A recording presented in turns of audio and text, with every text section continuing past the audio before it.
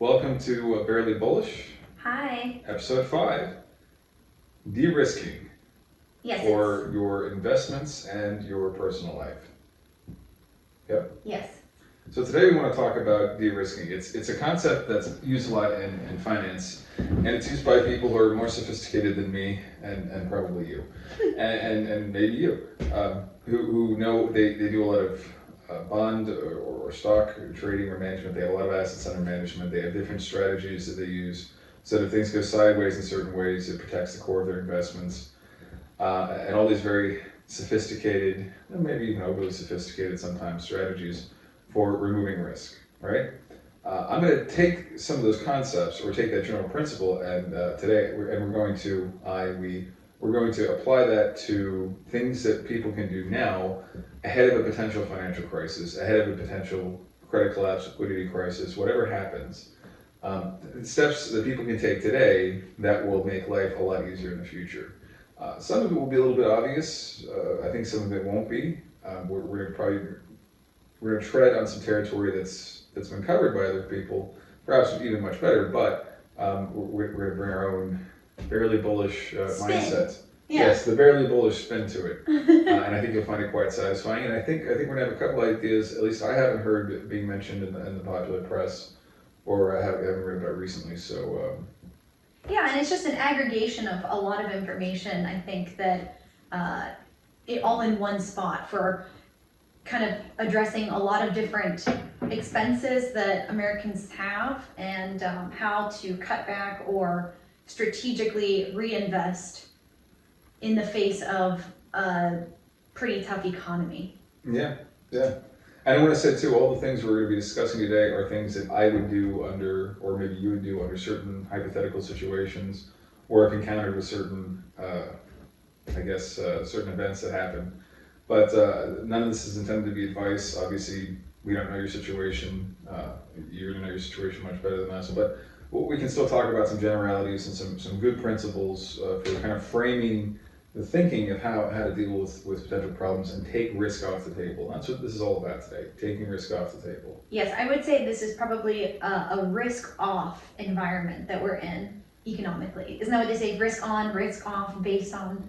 I think they use that for trading. I think it's risk on when people are buying stocks, and it's risk off when people are selling stocks. Yeah. Yeah. But I think that can It's been corrupted recently. Oh, well, Sorry. It can be applied to, I guess, really anything. But yeah. But yeah, so it's kind of like a risk-off strategy for a variety of different areas of expenses. Not to be too much of a nitpicker, but I like de-risking better, because it just the risk on, risk off has connotations. It makes me think of Karate Kid, the movie from the 80s. Risk on, risk off. I don't know. I thought they said wax on. I know, right? exactly. But it sounds that way. I don't know. Okay, so de-risking, that's what we'll call it. I like de-risking. Well, I was just looking up the different areas that any American household typically spends most of its disposable, or just its income on. And what did you find out? I think number one was housing. Okay. So I think that's probably a good place to start. Okay, I'll even take a quick high-level view of it first before we even get into housing.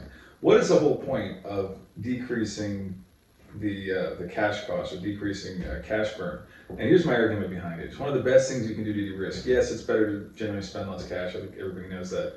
But especially in a difficult economic environment, if you decrease your rate of cash flow burn, right, by de-risking and putting in steps and implementations to decrease the rate of cash flow burn, that means if you do run into serious problems, you're at least running through cash more slowly, and that allows you to live off of savings longer. It gives more flexibility, more options ahead of time.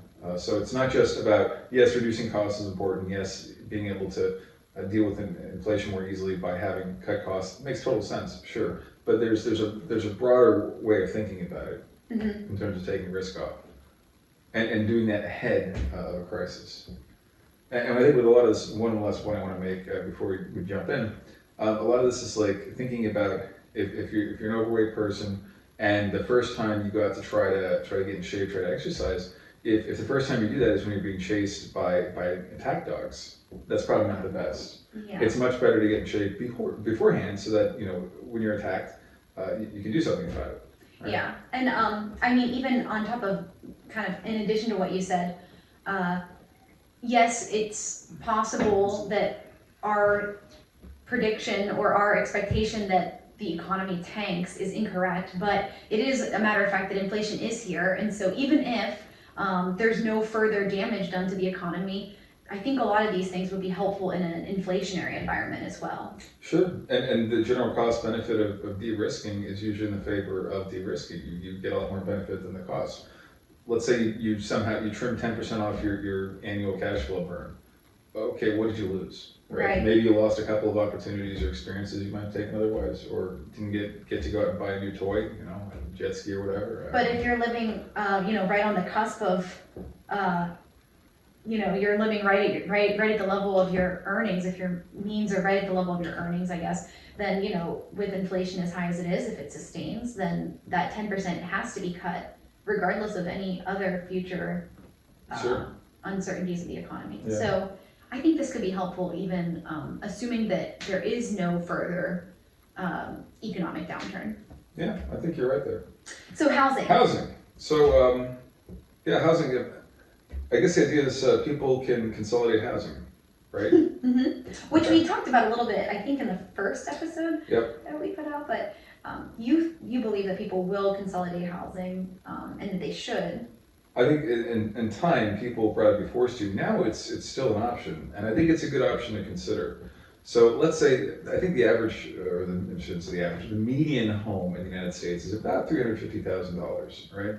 3-bed, 2-bath, or 4-bed, 2-bath, something like that.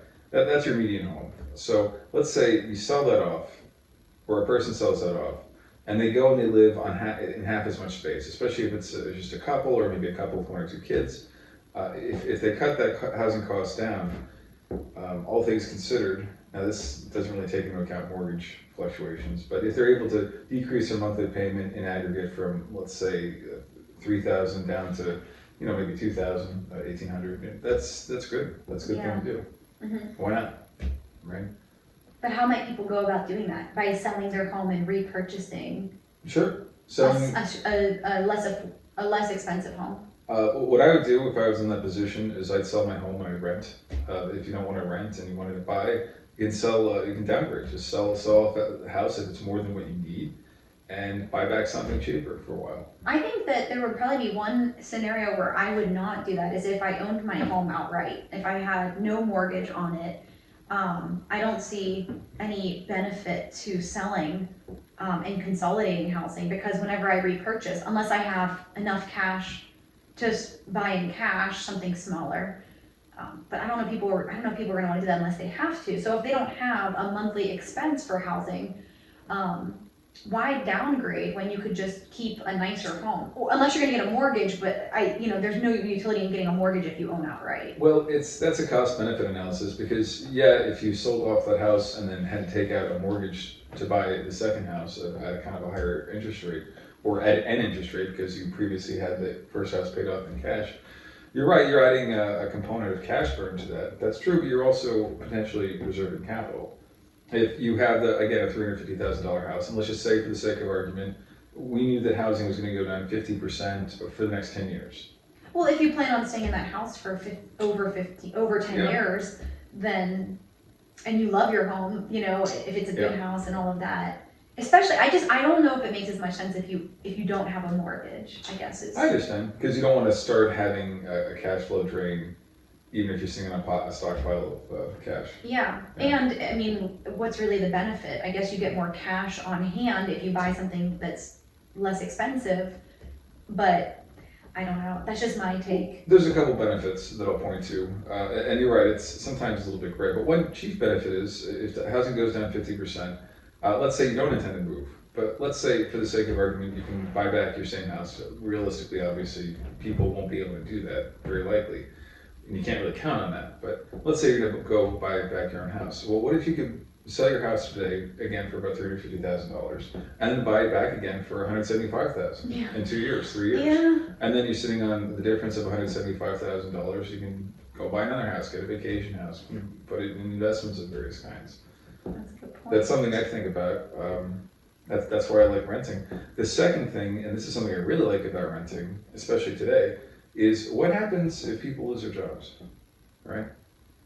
Right? What if you lose your job tomorrow, 2 months, 6 months, and you're in a house and maybe it's got 20 years on the mortgage, maybe you've got it totally paid off, and then you want to go to sell, but you're trying to sell into an illiquid market where a lot of other people are rushing to sell. If the economy is going really sideways, you're probably not going to be the only one on your street with having to deal with the problem of unemployment.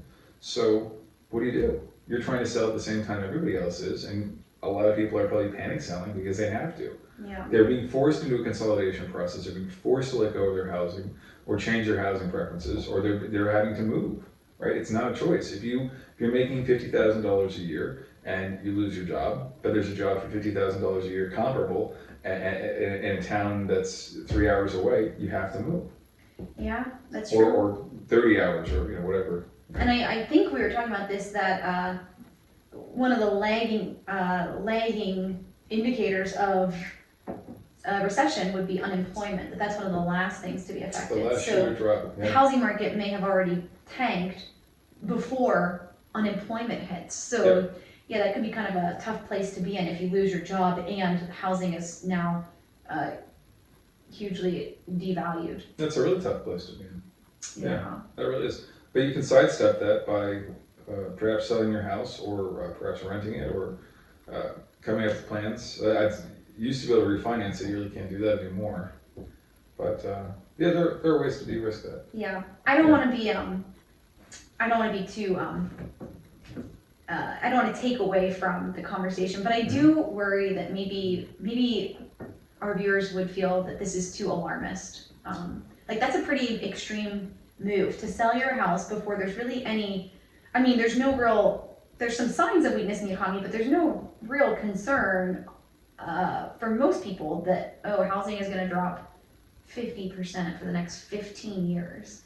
And I don't know. Do you want to say anything about that? Do you think that this would be seen as alarmist? I'd encourage people to look at our real estate view, because you break down the structural factors for why housing prices are very likely to go down in the future. And do I think it's alarmist? Not really. I don't think the tone is alarmist. I don't feel alarmist. I think it's really what we're trying to do here is look forward into the future and try to figure out where problems could arise, and have the flexibility, mobility as necessary, and the adaptability to change circumstances in our lives, personally, professionally, financially, in order to deal with it. Yeah, I see it as somewhat strategic, just because, I think especially over the last year or two, we've just seen so many weird things happen that it doesn't feel to me like completely out of the realm of possibility that we just see some more kind of extreme price movement and volatility in various sectors of the economy. Yeah. So, but I don't know. I'm just listening and thinking maybe that's worth addressing. And two, there are probably things that people can do that are less dramatic than selling their house and moving. Here's one. If you have an extra room in your house right now, you can take on a boarder. Yeah. People used to do that all the time. Yeah, you can do it through Airbnb. You can do it through all kinds of Craigslist, anything. Especially if you don't have children or things like that. Or you can even be very selective with who you let stay with you. Yeah. Why not start taking on that extra cash flow? That's a good idea. If you're paying $1,500 or say $2,000 a month for mortgage, and you're able to offset that by taking on boarders for $500 a month, $800 a month. That's an easy Just let way. somebody stay there. Yeah, that's an easy way to account for maybe some increases in other areas because of inflation at the very least. But and decrease cash burn rate. Yeah, and I think the reason that I don't feel that this is alarmist also is because, like I said already, we anticipate that there could be a lot of breakdowns in the economy in different areas. But even if there's not, inflation is really eating away at people's expenses. So that's true. People are already kind of having to deal with it. Yeah. I think I made a list: housing, and then I forget the next one. I think it was auto. Oh, that's right. Automobile expenses. Automobile expenses are the second largest. Yeah, I mean, you've probably heard this before, but it's worth saying again. Anybody who goes and buys an automobile on debt, I think that's a big mistake. The house is kind of justified. Okay, fine. Although buying a really nice house that's way beyond your means is not the best. But buying a car, and that's I think a big mistake Americans tend to make. They did it during the Great Depression. They went out, they bought a lot of cars on credit. Huh. That didn't work out too well. I'd always heard don't buy a car off the lot because you pay like $10,000 extra just for the sticker. Yeah. Or like the stick, for Fine. the, To make sure it's new. yeah, if it's brand new, you're gonna pay like $10,000 more than a year later. Sure. I heard that, but I didn't know that there was a rule of thumb out there, don't buy cars on credit. Well, that's not a rule of thumb, that's my rule. Oh, I thought you were saying that. It's a bad Because idea. I think people say like, oh, never take a car off the lot. Isn't that Right. what people say? Well, there's that too, but if any car you buy, beyond the basic economy car, like a Toyota Corolla, Toyota Camry, a Honda Civic, used especially 5, 6, 10 years old, those are reasonable deals. Even now, even with, used prices having doubled or almost trebled, I think, since 2020, 2019. Yeah. Even with those stratospheric increases in car prices, the Toyota Corolla is still very affordable. Yeah. Yeah. So, and even if it triples, okay, well, if you're tripling up from 2,000 to 6,000, or from Yeah, right. 3,000 to 9,000. You should, well, not everyone, obviously, if your circumstances don't allow for it, then you might have to finance, but with cars that are, in that price range, I'm sure that a lot of people are able to scrape together that amount in cash to buy. And that's your preference would be to buy with cash rather than credit. Oh, for sure, yeah, and especially used and especially reliable. Right now, nobody's really bidding up the economy market, the economy car market. They're out there dirt cheap still. I have one if anybody wants to buy it. Please buy it. It's really bad. Okay, let's not talk about that. Let's not. But if you have a new car, or if you have a car that you're having service with debt, 5-7%, even a teaser rate of 0% for like 2 or 3 years, and then it jumps up to 7 or 8% or 10%. That's a good deal if you get it paid off in 2 or 3 years. Theoretically, but does everybody really do that? I Yeah, don't you'd think be so. really disciplined. You do have to be disciplined, and if you're that disciplined, you're probably not. You're deferring the car purchase anyway, unless you absolutely need it for work. Yeah. And you're not getting a new car, so no, that's not financial discipline. If you have a car right now, and this is whether good times or bad, if you have a car right now that you're paying debt to service, you're making a big mistake. There's no reason for it. It's no good. I think you need to look yourself in the mirror and say, I'm doing this because I like this toy. I want to play with it. I'm going to drive to work every day, or around with my friends, which is fine. I don't have a problem if you view it as a luxury and you're willing to pay very high costs for that luxury. Fine, all the power to you. Mm-hmm. I believe people should be able to do whatever they need to do, but if you're enjoying this luxury now and you have the opportunity to de-risk and get rid of this luxury, a very expensive luxury, by the way, and get into something cheaper and stockpile cash and decrease cash burn rate, I think that's a very good idea. I think now's the time to do it. I Yes. think we're up to the 11th hour on that. Because cars are a cash depreciating asset. Yep, you buy And that's them. why you don't like buying it on credit, because there's no return for that interest that you're Right. paying. Absolutely. Mm-hmm. Even the capital valuation of it goes down pretty fast. It's almost a parabolic graph crashing down down to the down to the floor. I've never seen it. Yeah. And also on top of that, just like many other things, the prices of used and new cars have been up a lot. So if you sold now or around this time, you're selling into a strong market. Yeah, it's a great time to sell a car. But one thing you could do, just kind of a hypothetical, because I'm thinking about this. Obviously, if you have a car and you own it already in cash and you don't have any alternative forms of transportation, then you obviously don't want to sell that. Right. I suppose unless it's like a luxury car you want to sell and then get the cash out and buy something with cash that's lower priced. Sure. But I think if an individual had a lease that they were able to get out of, I guess, without penalties, or just something they own that they're making payments on because they did take it out with credit, it totally makes sense to sell that and then buy something back with cash, just to eliminate that extra cost of the interest and Kind of the cash burn rate. Yeah. Maybe that could make sense. yeah. It'd probably be situation dependent. That one's not as clear as just stop buying your car in debt, and if you have a really nice car, and there's any potential risk you might have. If you have $10 billion worth of property, it doesn't matter. You buy whatever Yeah. car you want. Nothing's going to change. This whole discussion is not meant for that audience. Right. It's not for the sense of billionaire crowd. Yeah. So yeah, all you sons of billionaires, go away. You're not Yeah. included in Yeah, this. not invited. Just kidding. Go back to your yachts and your crazy parties and Yeah. your mountains of cocaine. Yeah. This is not for you. Okay, so Okay. So you're talking cars. about housing. We talked about transportation, which is mostly automobiles. What else is there that people spend a lot of money on? I think food is one, and medical care. Medical expenses. Let's talk about medical care. So people think about medical care and they think about keeping their health well, and that's good. It's always great to think about it in that light. But I'd like to change maybe the way you're thinking about it or the way people think about it. So there's a maxim that goes around. So the numbers are, it's basically based on the Pareto effect, and the Pareto effect is basically a mathematical formula that shows that the 20-80 rule, that 80% of something occurs in 20% of the time, or to 20% of the population, called the Pareto effect. Named after the mathematician. I believe he was a mathematician, and I think economists too. But something like 80% of the healthcare costs come from about 20% of the people, 20% of the patients.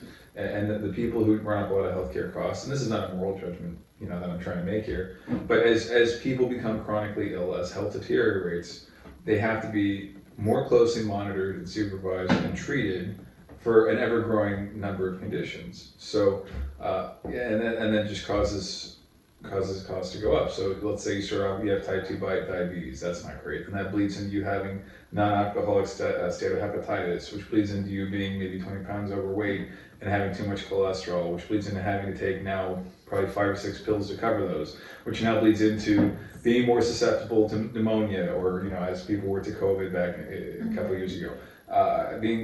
All these things add on, and They snowball. They do, and the costs rise, and people don't see some of those costs because it's covered by health insurance. Okay, that's fine, but health insurance isn't so great if you don't have a job, and which is a risk that a lot of people might face. And even if governments pick up the slack in that and everyone gets enrolled into Medicare, Medicaid, it's very possible, although not certain, but it's very possible that as inflation costs go up, that government reimbursements don't go up enough to meet the cost of production. And if healthcare services, hospitals, clinics, they can't bill enough to meet the cost of production, they'll either have to switch to a cash model and scrap the insurance altogether, or they'll have to close their doors.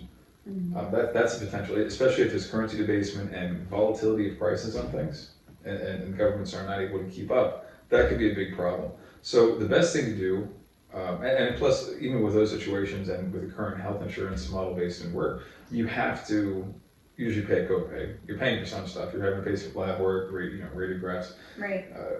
Physician offices, inpatients. So usually you're having to pay something. And the less you have to go to the hospital, the less you have to go to the doctor, the less you have to get prescription drugs, where you have control over it, which is a lot of people and a lot of conditions. Let's be honest about this, right? Where you have control over it, I think you have not just the medical responsibility, and the moral responsibility to take care of your body, but I also think there's a financial responsibility or a financial element to it. And I'm not just trying to lecture people and say, do this, do that, but you can save a lot of money this way. Yeah. And you can de-risk yourself from having to pay large amounts of money in the future. Yeah. Yeah. Yeah, no, absolutely. And it's it is an expense that we as a society, we all have to take on that burden collectively, oftentimes, especially with Medicare and Medicaid. So it's a good for society to, at least in as much as you're able, take care of your health. Some things, Sure. obviously, with aging, that's just part of, you can't really help that. But, there's plenty of chronic conditions that can be remedied by a healthier lifestyle. So, yeah. Or prevented. Yeah, Yeah. that's true. So that's definitely one easy way to decrease expenses. Yep, and de-risk. De-risk, that's the word. And decrease cash burn rate. Yeah. On a related note, we were talking about food. Everyone knows the obvious one: don't go out to bars and restaurants as much. Decrease costs there, cook at home. These things are all obvious. But there are a lot of very dramatic moves people can make and still get excellent nutrition. There's a lot of the best foods out there are dirt cheap. I'm thinking of things like lentils. I'm thinking about carrots. I'm thinking about apples. And lentils are protein, don't forget. Lentils have lots of protein. They have lots of dietary fiber. Great for colonic health. Cans of tuna fish. Cans of tuna fish are priced higher than they were a year ago, but they're still comparatively much cheaper than a lot of things. Yeah. So all these things, is it fun to downgrade your meal from, let's say, a nice ahi tuna steak, or even, hamburger, and then have to go over to a can of tuna? Well, no, it's not a lot of fun. But maybe, and you maybe not do it for every meal. Maybe you just try to shave off $100 a month off your grocery bill by switching just a couple meals to less expensive alternatives. Yeah, and I don't know if if this is an option for people depending on what you're buying, but sometimes you can have the exact same meal, you can get the same ingredients, but just by purchasing a generic, that's kind of obvious. But there's a ton of ways to save on groceries. And especially if you're not really being super careful about it, it's easy to just, I think it's easy to spend more than you need to. Oh, of course. So just the awareness and the kind of vigilance, oftentimes that can save a couple $100s a month at least. Yeah, well, I'm not trying to turn this into just talking about tips and everything, but the general concept is people say they can't reduce food. As a matter of fact, there's been statistical evidence or scientific evidence demonstrating that people can and do cut back on food consumption, or at least the cost of food consumption. And if there's like some supply chain issues like there have been, it doesn't hurt to have a few canned goods and non-perishables. Like lentils don't go bad for years. Canned tuna you can keep in your pantry. So these things make sense just practically if there are a lot of supply chain issues, just to have at home. Yeah. And I think one of the other things we wanted to talk about in terms of budgetary expenses that people spend money on, well, there's three I think that we have left. There's utilities and then alcohol and tobacco. Alcohol and tobacco, I say this as the occasional user of at least one of those substances. No, I like good scotch and cigars, but you can cut that stuff out. But now's a good time for it. Is it better to try to cut that stuff out when you're in the middle of potentially losing a job, when you're having to deal with a potential foreclosure on your house, or having to move? Is that the time to try to quit? Maybe not. If you're still in your house, you still have your job, and things are comfortable, and things are nice, and you indulge a little bit in one or the other of those, now's a good time to really think about stopping. Again, not just for health reasons, right? But for financial reasons. Yeah. Even if you cut out 5% of wasted expenditures, 2%, it adds up. Yeah. It's worthwhile. Yeah, and then utilities.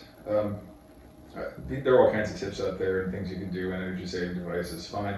But really what it comes down to is it requires a substantial amount of energy to heat and cool things, right? So heat, especially water, and air too, to a lesser extent. So where possible, try to be less persnickety about heating and cooling. You can get thicker blankets. Wool blankets are absolutely fantastic to sleep with or for hanging around the house. Wool sweaters or jumpers, like they call them in the UK. Those are worth considering. Yeah. And like AC wall units, aren't those pretty inexpensive? But they're quite effective. I don't know. Okay. But well, the idea of heating or cooling just one small section of your house, rather than trying to heat or cool the entire thing, could make sense. Yeah. If you have two people and they're both sleeping in the bedroom, right? You don't need to heat the whole house. You can just get a nice space heater, or you don't need to cool the whole house. You can just get a wall unit. Yeah. And save money that way. I mean, we were just at that bed and breakfast, and they had a little fireplace heater. It was fake, but oh my gosh, that was incredible. They kept the house pretty cool because they had so many different rooms, and then I think each room had its own space heater basically in the fireplace, and it was so warm. It was like crazy. Yeah. But I'm sure it was less expensive than them keeping the whole house at a higher temperature. So. Yeah. So doing all those things and putting those together and decreasing the cash burn rate is definitely worth considering if you can. And I think doing it now and getting ahead of it is probably a better way to go. Yeah. Yeah. So other things we can do to de-risk. Let's see. Well, I think we talked about insurance plans as well, because if you are paying for your own insurance, whether it's health or maybe homeowners, I think that was one of the larger expenses for American families. Oh yeah, that was part of it. That's right. I wanted to make some comments on that. So the general idea of how insurance works is you have the collection of premiums by insurance companies. The risk is spread around, right? And then by the pooling, by the aggregation of 10,000, 100,000, 10 million claimants or potential claimants who are paying premiums. So all the capital is put together, okay? And when there's occasional risk and statistically quantifiable risk, yeah, they can pay that down. They can pay out claims. It's not a problem.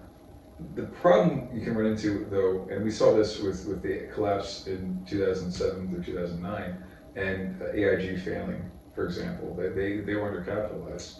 AIG, is that an insurance company? Yeah, it's one of the biggest insurance companies, or Okay. was. I don't know where it stands now, even if it's, I think they got bought out by somebody. I can't remember the history there. But they failed, famously. So those premiums, they're taken by insurance companies and they're invested in things, right? And some of the investments are truly sound, safe investments. Some of them are not. Sometimes they're just U.S. Treasuries or they're stocks, right? And the people in charge of investing those premiums are trying to get certain yields, certain returns, right? And then the spread that the company makes that they're able to collect in yield over what they have to pay out in claims, even if they collect less in premiums than they collect in claims, they can still make money if they collect the premiums, invest them, let's say returning 5%, and then have to pay the premiums they took in that year plus 1% maybe for the claims. That can be totally fine, but there are things that are happening with that calculation that are problematic. First of all, if there's a collapse in stocks and bonds and it sticks, it doesn't just V-shape, go right back up again. But if there's a collapse in value and it sticks, a lot of those insurance companies are going to have a very hard time paying out their claims. That's number one. Number two, instead of facing the music and taking responsibility for their actions, probably a lot of these insurance companies and the people who run them are either going to claim force majeure. Oh, too bad, so sad, act of God, couldn't stop it. We weren't irresponsibly undercapitalized. It was God, right? Or it was blame whatever you want, insert the boogeyman. So they might not take responsibility for their actions. They might try to kind of squirm out of it. That's number two. And then number three, the expense of the claims has been rising so far because material costs have gone up. For example, a car or homeowner's policy. Well, cars got more expensive. As did homes. Right, as did homes Yeah. to build. If your lumber, energy costs are up, if lumber's up, all those things are up. Of course, a homeowner who's going to replace a burned out or potentially flooded house, they're going to have to, it's going to be more expensive, right? Mm-hmm. So the math on that doesn't look good. And I think the best way to approach it is to consider what might happen if some of the insurance that you have doesn't work. Like you don't get paid. So let's say you do have a $350,000 house, and something happens to it, and maybe it burns down. No, that's too bad. That sucks. That's a horrible thing, and that's a tragedy. But let's say you get out and your family's fine and you're fine. That's good. But now what do you do? What do you do if that claim just gets delayed because the insurance company is undercapitalized? What do you do if there's supply chains that are snarled up and the company pays out the claim basically immediately or within a week or two, a very reasonable period of time, but you can't get the house built again? Yeah, because on a land that you own. Yeah. So what do you do in these situations? What's your plan B? There should be a plan B. Now, there are a lot of things. Insurance companies have reinsurers that'll reinsure their policies, but the reinsuring companies, basically the insurance company's insurance company, they can go bust too. Yeah, it seems like there's really, I don't know that there's really a solution here as much as it's something to be aware of. I mean, maybe revisiting your plan and getting something with a lower premium or could be. getting something that has that backup insurance. Maybe a duplicate plan, maybe you get two homeowners insurance policies. I don't even know if that's possible, but maybe I think about it, I don't know. Or maybe even, this could be crazy, but if you have a lot of land, maybe you stockpile a little bit of lumber, building materials in case you have to reconstruct the house. Maybe especially if you have a lot of land, or if you're in an area where land is less expensive, maybe you go and you get a little cabin or a shed that your family could move to if things got really bad, or if you have an RV, or you're able to afford an RV. Maybe you go out and get an RV just in case you have a plan B. Or maybe you've just made arrangements with family or friends or neighbors that if something happens to one of your houses, you have a private separate agreement or a plan that, I'm going to come live with you guys are going to come live with me. You can have mutual insurance, you can have mutual assistance planned out ahead of time. And if you have it planned out ahead of time, okay, does the situation still suck? Of course it does. It's a horrible, miserable situation, but at least you know, okay, well, you know, I'm gonna go stay with my Aunt Gertrude, or I'm gonna go, you know, my parents, if something happens to their house, they're gonna come live with me, I'm gonna set them up in this room over here. You have plans. Yeah. And in having those plans and having them discussed with people ahead of time, having thought these things through, having considered contingencies, having considered what might go wrong, you can reliably make good plans and then be able to execute them when necessary. And you've already done most of the thinking and most of the actions ahead of time. Yeah, which is probably, especially in times of crisis, it's good to have a plan in place. Yeah. Beforehand, yeah. Yeah, and I think similarly, we talked about insurance, we talked about all these expenses for decreasing cash burn. I don't think there was anything else we wanted to talk about there. Well, we talked about 401ks as well. Oh wait, when I talk about 401ks, before that I wanted to get to stocks. Oh, I think that's all then. Okay, because we're focusing first at things that people spend money on that eat up cash, right? Mm-hmm. But now we're going to switch probably more over to looking at other considerations, kind of more de-risking in other ways. Decreasing cash burn is great; it's an awesome idea, whether the economy is good or bad, but especially now, I think it's a good time. Yeah, I think it is. And the thinking behind that is, okay, everyone has, well, not everyone. A lot of people watching this have jobs that they're employed. Maybe they've been steadily employed for a long period of time. Mm-hmm. But the question really needs to be, okay, what happens if I lose my job tomorrow? I'm not saying you will lose your job tomorrow, that you will, that I will, anyone will. But what if it happens? Yeah. What's the plan? There should be a plan. There should be hopefully a lot of plans. What happens if my spouse loses their job? What happens if me and my spouse both lose our jobs? Right? Those are kind of scary thoughts. How much can I live on? How can I decrease cash burn? That, you know, how much am I willing to decrease cash burn ahead of that? What else? What additional steps might I consider to decrease cash burn? That's my thinking, and it really goes like this: if a family's taking in $50,000 a year currently, and they're living off that $50,000 a year, that's risky. You're right up. You're right up. Right now, if you have a lot of money saved up, that's different. If you have $10 million saved up, have fun. But if you don't have very much saved up, hey, if you have $10 million in here, I already told you, get out. No, that's 10 billion. Oh, okay, so 10 million you can take. The cents of millionaires, they can stay. Okay. I guess. Okay, sorry, go ahead, Larry. Although they probably know all these things and much more. But yes, if you have a lot of savings, then, you know, living at your means is fine. Right. But a lot of people don't, and a lot of people are living very close to their means. I think I was reading articles, something like 60% of all homes, or 60% of people making in excess of six figures are living paycheck to paycheck. That's not a good place to be. No. Nobody needs it. All those people can de-risk. There might be some rare exceptions, like you're right in the middle of downtown, big city, like New York or San Francisco, it gets pretty pricey. But for the most part, there's no reason to have to be living paycheck to paycheck like that. That feels very precarious to me, especially when you look at the kind of the grander scheme, you know, the big picture of where our economy is currently and where it might be headed. Yeah, it's very risky. It feels very precarious. And what do you get for it? Maybe, okay, you live life a little better, you live a better quality of life, maybe you have more stuff that probably costs money to take care of. But my thinking is, if you have $50,000 and you're able to today, or over the next couple of days, weeks, months, trim that down to $25,000 that you're living on rather than 50, and you pocket the $25,000 difference, and you do that for a year, and let's say, God forbid, you lose your job in a year. Well, okay, you've already decreased your cash burn, and you've managed to save up enough cash to live on for another year.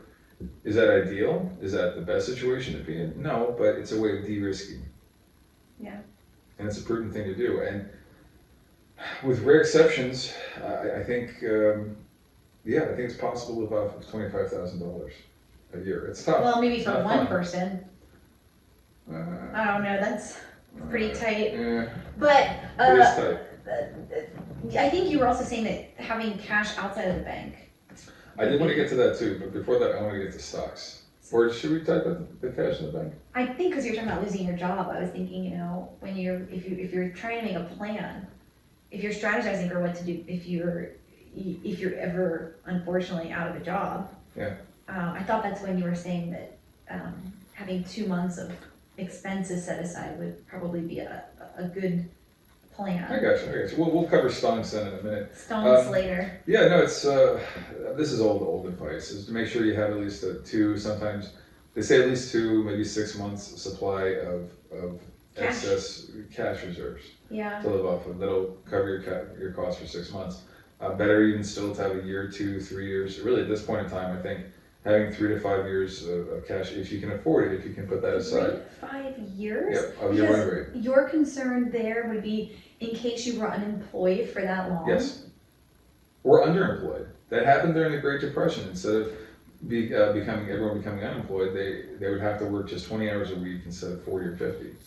All right, I So don't mean to be interrupting, but if anyone is watching this, I'd be curious to hear your comments on this. Like, what do you guys think? Because I don't think it's gonna be that bad. Unemployed or underemployed for 5 years? Could happen.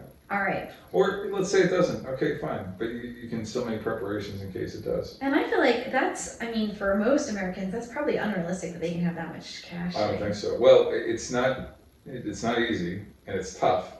But consider this, there's 2 ways you can do it. One, you increase your cash savings, your cash reserve over time by saving. Okay, and then 2, you decrease your costs. Yeah, I suppose if you're only keeping like, oh, we're gonna live on $20,000 a year and we're gonna save up 3 years, Yeah, then maybe, but it'd be really, really frugal living. yeah. But I understand what you're saying, just Just- something to get you by. Well, it's just really keeping a close eye on that ratio. All right. Having a set amount sitting around and trying to burn through it as little as possible, or as slowly as possible. And you would recommend keeping it outside of the bank, or if it were you, I should say, you would keep it outside. Yeah, well, yeah, but I'm not one of these guys, oh, the banks are all out to get you. But there's a really simple thing. When economic times are bad, people run on the banks. This has always happened. And in the past, when people have done this, banks have gone on bank holidays in cooperation with support of the United States government, and they've essentially devalued currencies, holding them in the banks, devaluing the currencies or refusing to release deposits.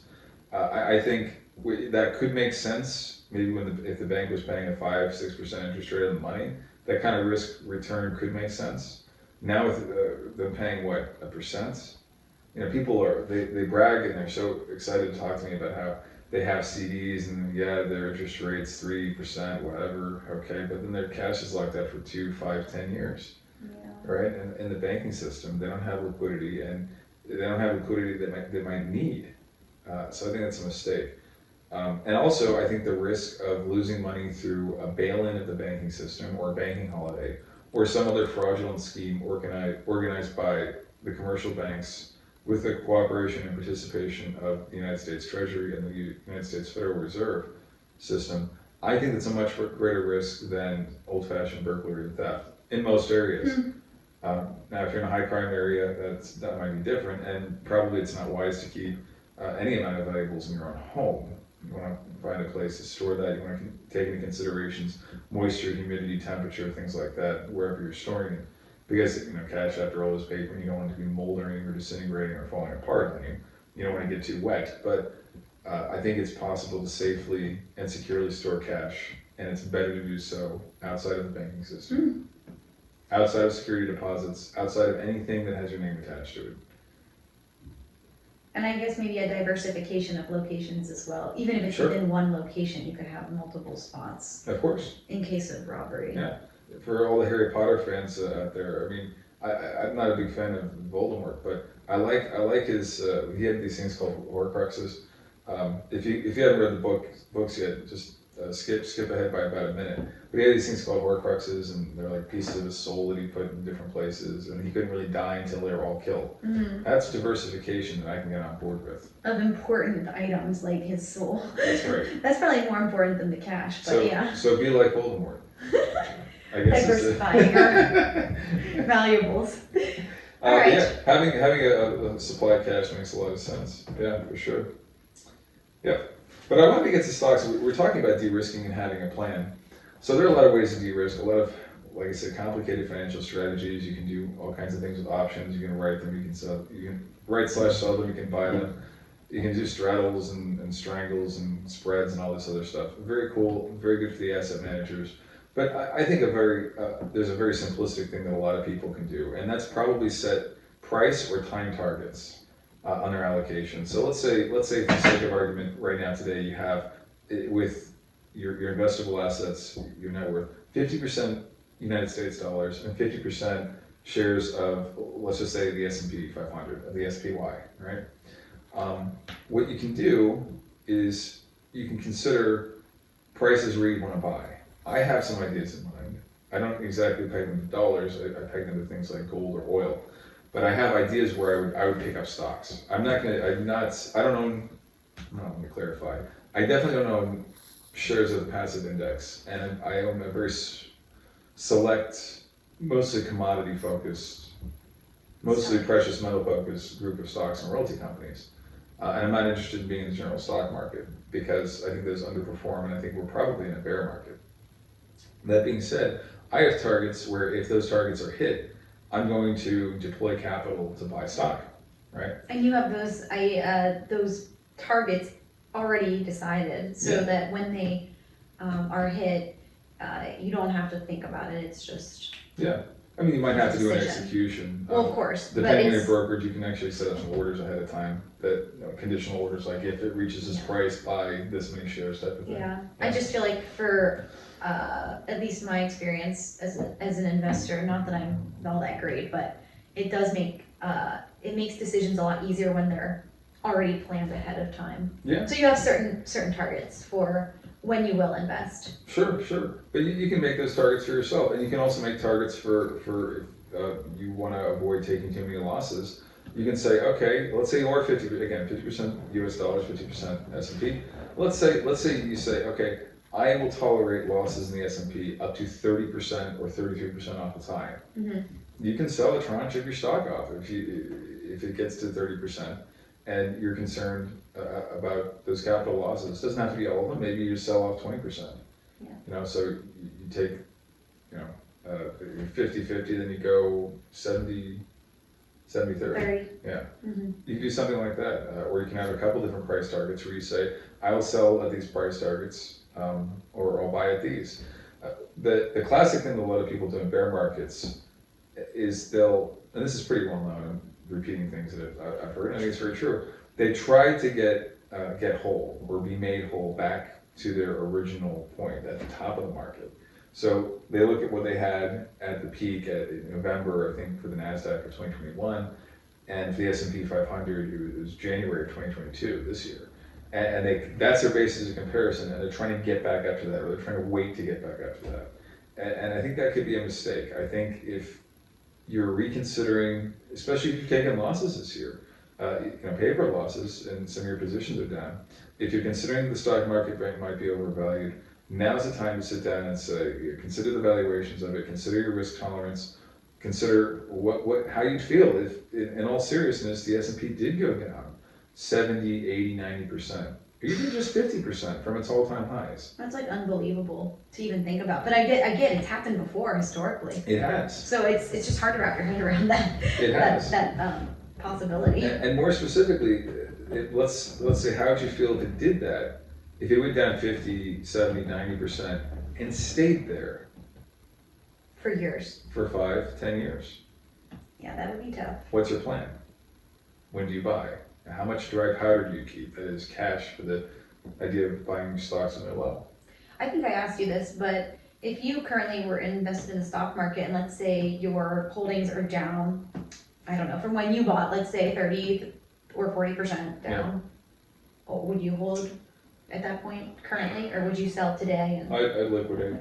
Yeah, especially because you expect things to go down more. I do, yeah. Especially there's well, you look at the charts of it, but basically with these bear markets, they have what are called bear market rallies. So you go down and then come back up.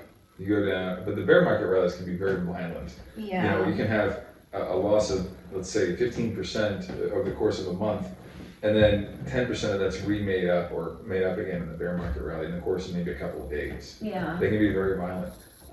I think they're great selling opportunities, and it's not a bad idea to consider selling the strength.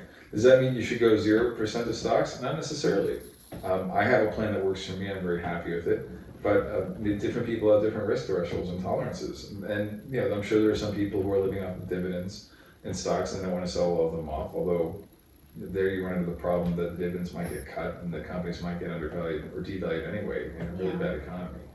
But Oh, just considering the allocation for stocks, I think is a good idea, what and if, having a plan. okay, so same scenario, Mhm. you have, from when you've invested, Mhm. stocks have fallen 30 to 40% since, on average for your holdings. Yeah. But you only have 50% of your cash in that portfolio, or sorry, 50% of your net worth, I guess, in that portfolio, and the other 50% is in cash. Okay. Would you then hold, would you be compelled, or do you think that there's an argument to dollar cost average in at this point? You know what I mean? Like if you were half in, would you then hold it instead of sell it? Yeah. Would you buy into it a little bit? The problem with trying to dollar cost average is if you actually are in a bear market, your dollar cost averaging on the way down. Mhm. So okay, the S&P hit an all-time high around 4,800. All right, and it's gone down. What do we got? 3,700 ish right now. I think so. So let's say you buy some now, okay, and then it goes down to 3,000. You buy some more 3,000. Let's say it goes down to 2,500. You buy some more 2,500. How long can you keep this game up? Now, if you have a lot of tranches, maybe you can do that. Maybe you And if divide it's a short bear market, where it If it is returns in the short, next year or that's two. true. I think a lot of people are counting on that. I think their optimism might be misplaced. At the very least, I'm reluctant to buy stocks until I see a good flush of the system. A lot of bad stuff out, a little junk out there. And once a lot of that gets flushed, I think that'll be good. And at the very least, I'd like to see in the next year, if we do develop a recession, how bad it is. I think it could be very bad.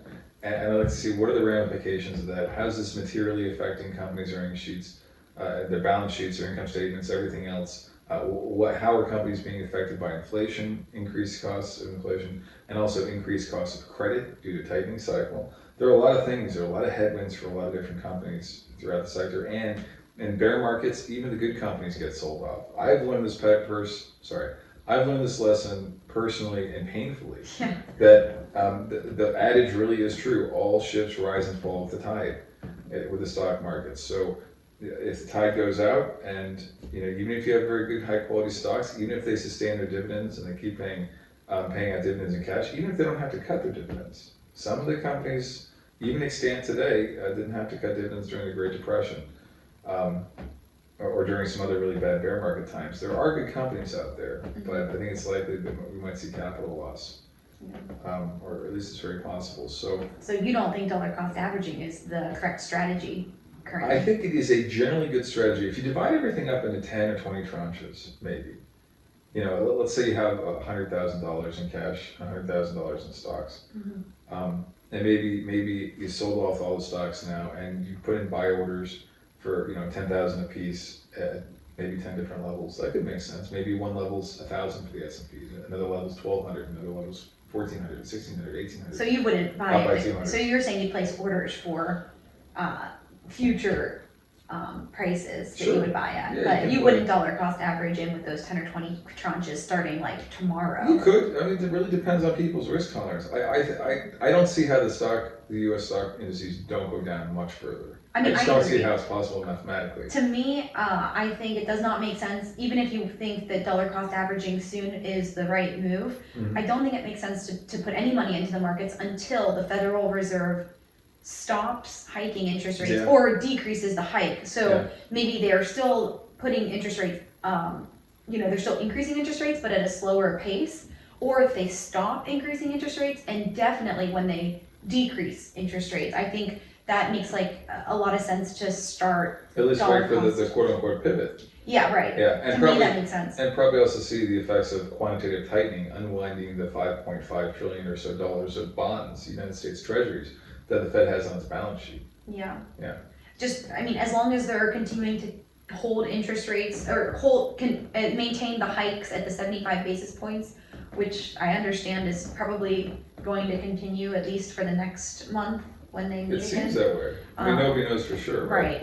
But it doesn't make sense to me to invest at all until then, because I don't see how stocks could go up in the face of increased credit meaningfully, costs. right, Yeah. during an interest hike. Well, I think the bull case would be that if they are able to nip inflation in the bud, that the inflationary impulse that's squeezing company profit margins will disappear. I think that's what the bulls are hoping for. Perhaps. Apart from their general, buy the F-dip mentality, which, Yeah, because I'm thinking like, even if that's true, which it is, of course, if they can combat inflation with interest hikes, then that will alleviate a lot of the, or I guess it will decrease a lot of the added costs for companies that are associated with inflation, but that won't happen immediately. So, to me, I don't think, yeah.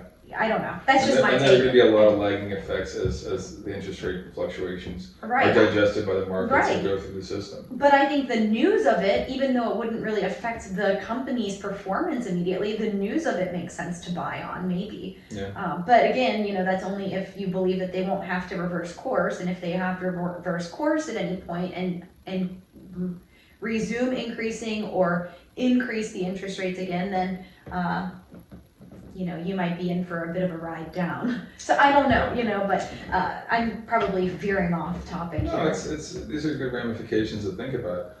They bring to mind a couple other things, some counter arguments. I guess I'll argue with myself here a little bit and play not devil's advocate, but probably future bag holders advocate. You know what a bag holder is? They're the ones left holding the Yeah, bag yeah. when everyone else took the money. Right.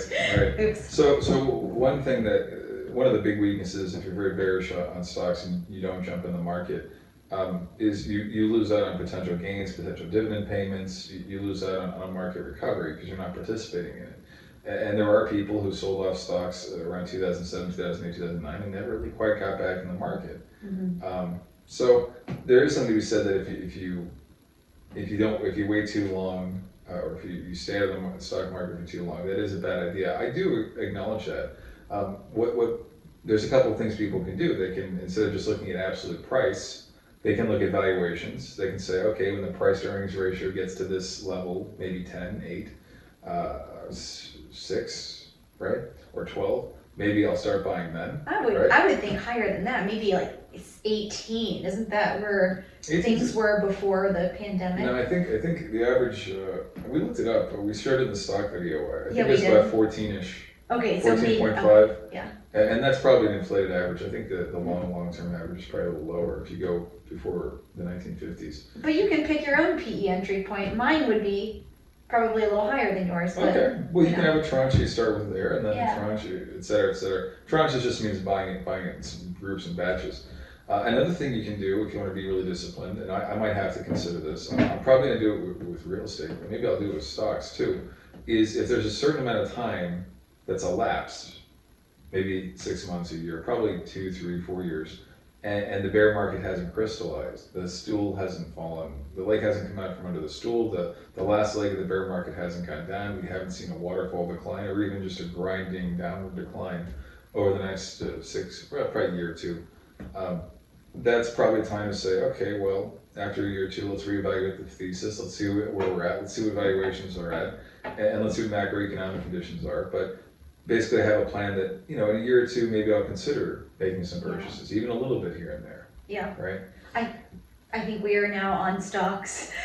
Well, no, I wanted to discuss having a plan for stocks because, what do you do if there's a 30% devaluation? What do you do if you're retired and you're expecting to get a 10% dividend yield on a bunch of preferred stocks and REITs and other stuff? That have fallen 50%. Right, and then if slash your dividend by 50%. Oh, yeah. Do you have the financial wherewithal to deal with this? Yeah. Do you have the psychological wherewithal to deal with this? Do you have a plan to deal with this? If you're not thinking about these things, I think you should. This is probably a very not a little bit of a scary time if you're close to retirement. Oh, yeah, definitely. Yeah. So it's definitely something for retirees or people near retirement to really, really think about. Because it matters a lot more for them than it does for people like you and I. Certainly. I mean, it matters for all of us. Nobody wants to see their purchasing power go down. Nobody wants to have significant capital losses. Yeah. If they can afford it. But some people can afford it a little more, Yeah. All right. That's true. So stocks, 401ks, maybe that's a good place to go, Sure. talking about retirees. So with 401ks, you can make elections to all kinds of different funds. There's a term, I'll look it up and I'll put it in. There's a term, elections are where you decide where new cash that you're putting in your 401k go. There's a separate term. Oh, I know it, it's re-elections. I'm just kidding. I'm just guessing, I'm sorry. Where you can transfer the lump sum. So let's say you already have a 401k with, let's say, $10,000 in it. And maybe it's in a 40-60 stock, general stock and bond fund, and you wanna change that to a money market fund. Oh, or it's called a general fund. re-election.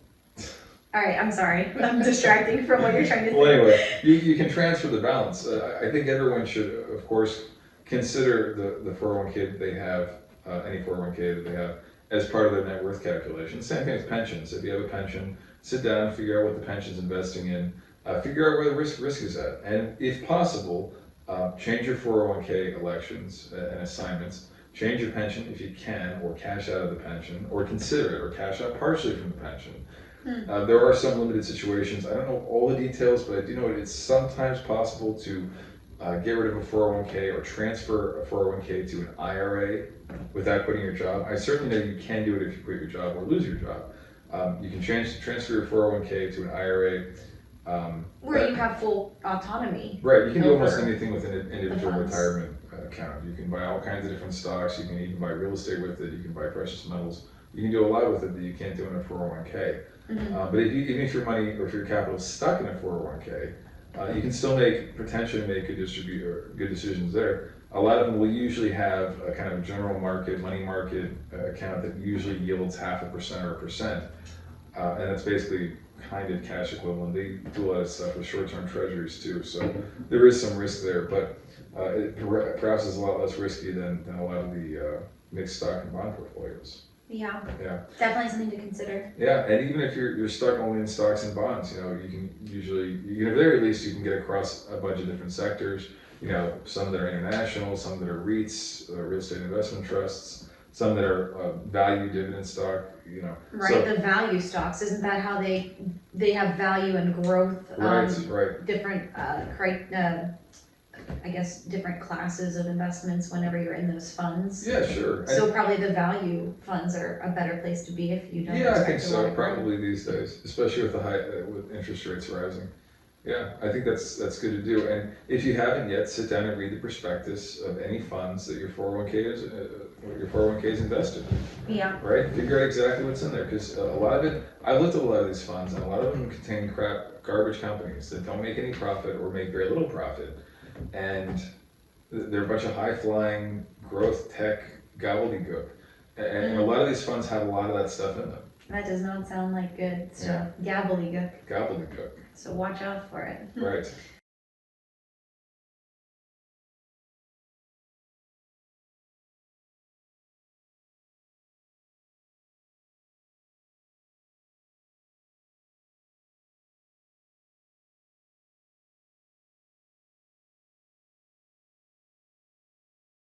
That's the last thing I think we were going to talk about. What are your thoughts on paying down debts at this point in time? Well, I think if there's no, like right now, the federal student loans, they have no debt and no payment obligation. So to me, Most the federal ones at least. Yeah. So I think it makes sense to hold those and not pay on them at all, because during inflationary periods, that inflates away the debt, and those dollars 5 years from now, or even a year from now, if you have to resume payments sooner, they're worth less than the dollars are today.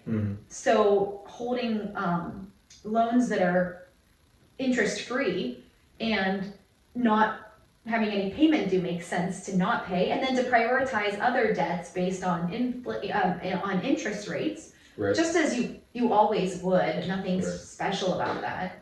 I don't know. What do you think about debt? Yeah, I think letting some of the debt get inflated away, especially for lower interest rates, makes a lot of sense. But at some point, then you're trying to do speculation on credit costs, because okay, let's say your student loans are 5%, inflation's 8%. Okay, this year, and then maybe inflation is 7% next year, 6%, and then 9%. Okay, so clearly all those numbers are higher than the cost of the student loan debt. That is actually being inflated away. What about a debt on, let's say, an auto loan that's written out at 9%, as I think a lot of them would be currently, or 8%? Or what about the debt on a credit card that's 16, 17, 20%? And what about a lot of the debt out there that's variable, including credit card debt, personal credit card debt? Your issuer can change the credit cost on you, right? And they don't have to ask you. I don't even think they have to have you sign anything. I think they just change the rate. And I think they maybe send you a notice sometimes. I'm not sure of all the inner workings, but I do know that they have the ability to change the cost of debt arbitrarily as they want.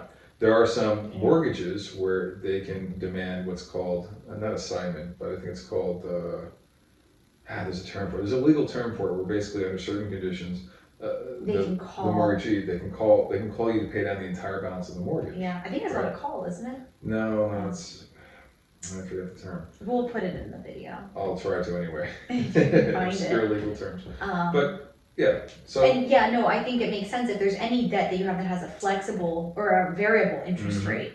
I mean, certainly that is, it would be smart to prioritize paying off that debt as soon as possible. Sure. In the early 1980s, late 1970s, during the last major tightening cycle, the big one, under Paul Volcker, interest rates on mortgages went up to about 17-18% for a lot of home buyers. That's crazy. What would you do if your interest rate went up to 17-18%, right? Or let's say you had to move, from one house to another house to relocate for a job or change a job, and you had to pay that kind of rate. That's a lot. So if you can decrease those costs ahead of time, by not getting a variable interest rate mortgage, and by being able to maintain a low cost of debt, that's probably a good thing for you. Yeah, absolutely. Yeah, But yeah, I mean, I think that's, is there anything else about debt that you wanted to say? I think that, to me, that feels like that's, avoid contracting new debt, pay off high interest rate debts. Inflation will eat some of it, but at the same time, you can also have a deflationary episode, and if your debt gets called earlier than you think it is, and you don't have the liquidity to meet it, you're gonna be in trouble, which you're probably gonna have to, if you have them, sell off assets to pay down the debt. Another view that might be a little controversial is the consideration of strategically defaulting. I'm not advising that, I'm not sure that it's legal, but it's something that can be done where you don't pay your debts, right? well, not student loans at least, but maybe No, other not debts. student loans, but yeah. consumer credit card debts, auto debts. Yeah, Yeah. I imagine default rate is going to be going up. It already has. If it hasn't already. It's starting to go for, consumer credit's all tapped out. It's the highest it's ever been, although inflation's a part of the reason why. But consumers are tapped out on their credit cards. And then repo rates for automobiles, repossession rates, due to non-payment of loans, they're starting to go up. Oh, well, that'll make the price of cars probably come back down a It bit. should, yeah. At least some. All right. But I Well, guess yeah. my point here though is de-risk yourself, or consider de-risking yourself by figuring what your debts are, how much they're costing you, and under different situations, potentially job loss, potentially interest rate fluctuations, how could your debts hurt you? If you have completely fixed rate debt that can't be called early, and you have control of that, and you can service that with cash flows, or better yet, savings, or a combination of both, or if you have an ironclad job, which some people do, okay, fine, you can afford to have some of those debts, you can carry some of those debts, but.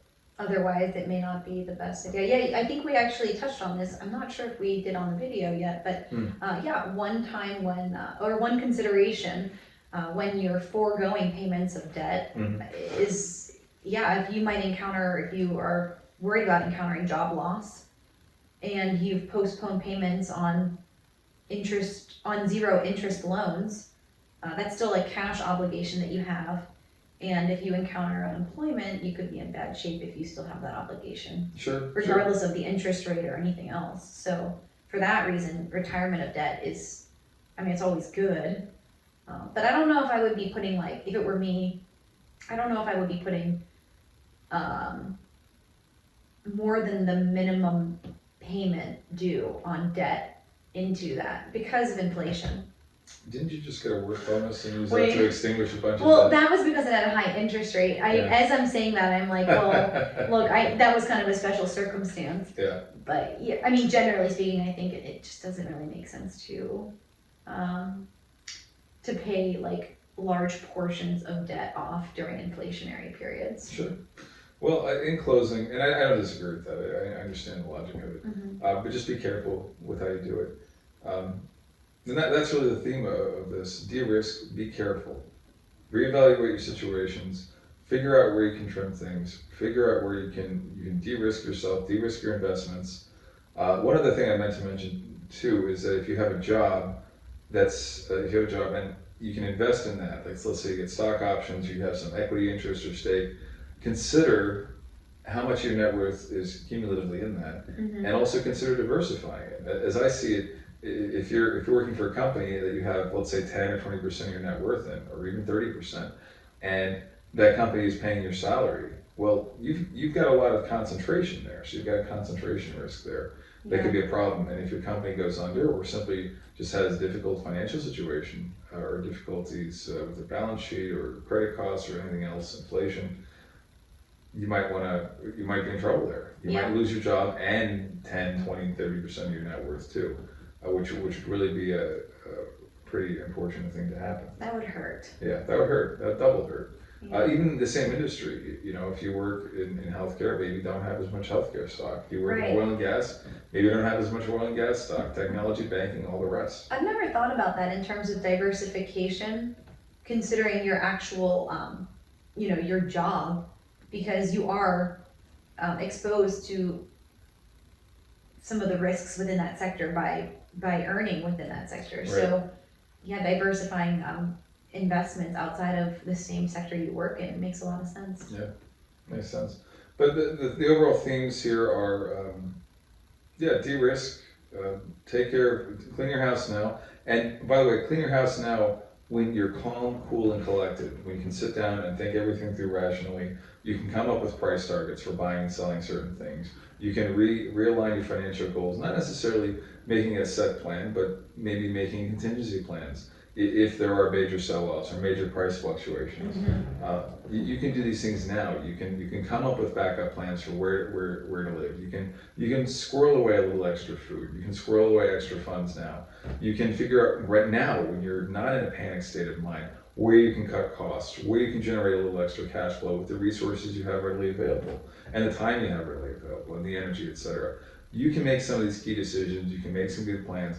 Now is the time to do it. Whatever comes our way, whatever happens, there's always a good time. Now, quote unquote, now today, yes, but now is in the general abstract. Now is always a good time to prepare financially. Yes. Now Absolutely. Today, it's absolutely essential to.